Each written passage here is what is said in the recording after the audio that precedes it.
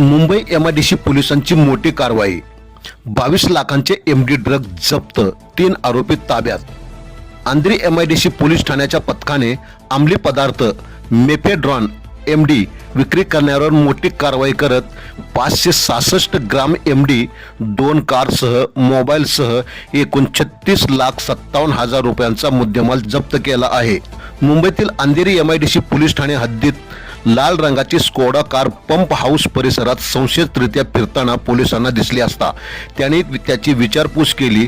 त्यात फरहान खान राहणारा जोगेश्वरी हा व्यक्ती होता। त्याची चौकशी केली असता त्याच्याकडे एमडी ड्रग्ज सापडले। फरहानला स्कोडा कारसह ताब्यात घेऊन त्याच्याकडील 71 ग्राम एमडी जप्त करण्यात आला। पुढील तपासात प्रतीक जाधव राहणार पालघर व नंतर MSc रसायनशास्त्रात शिक्षित असलेला पदवीधर विजय खटके याला अटक केली।